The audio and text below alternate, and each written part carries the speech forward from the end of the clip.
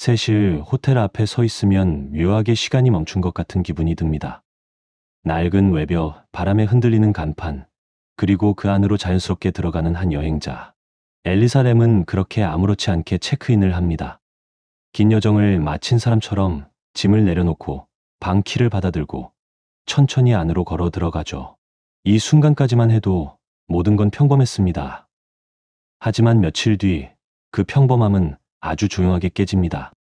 객실 문은 닫혀 있고 짐은 그대로인데 사람만 없습니다. 체크아웃 시간이 한참 지났는데도 그녀는 나타나지 않죠. 단순한 외출일 수도 있습니다.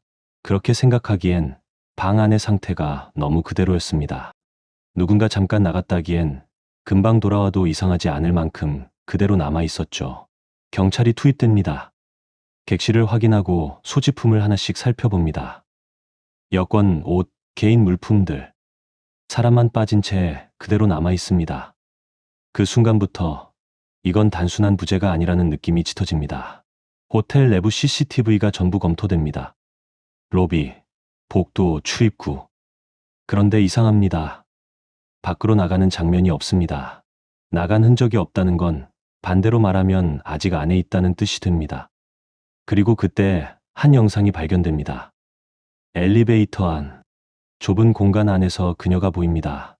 버튼을 여러 개 누르고 문이 열리면 나가지 않습니다.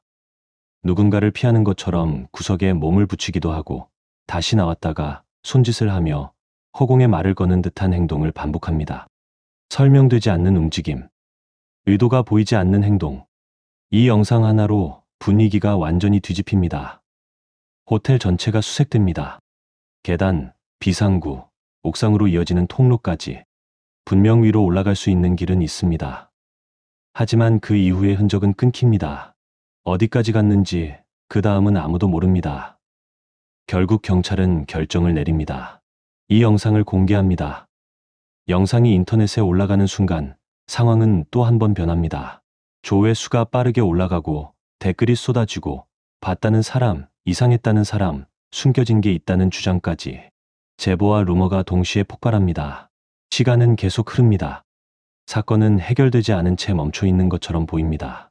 그런데 전혀 다른 곳에서 새로운 문제가 시작됩니다. 호텔 투숙객들이 이상한 얘기를 하기 시작합니다. 물이 이상하다는 겁니다.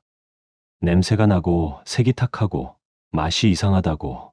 처음엔 단순한 설비 문제로 생각됩니다. 하지만 신고가 계속 들어옵니다.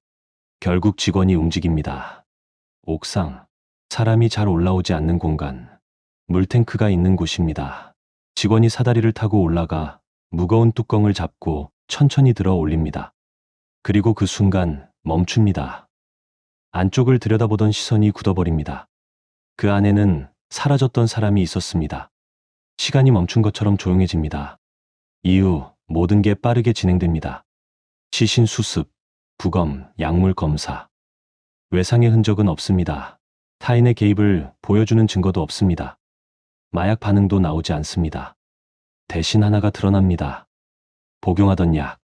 그 양이 눈에 띄게 부족합니다. 기록과 비교해 보면 복용을 제대로 하지 않았던 시점이 존재합니다. 그 결과로 추정되는 상태. 정신착란. 현실 인식이 흐려지고 보이지 않는 것을 보고 누군가를 피하듯 행동하는 상태. 엘리베이터 안의 모습이 그 설명과 겹쳐집니다.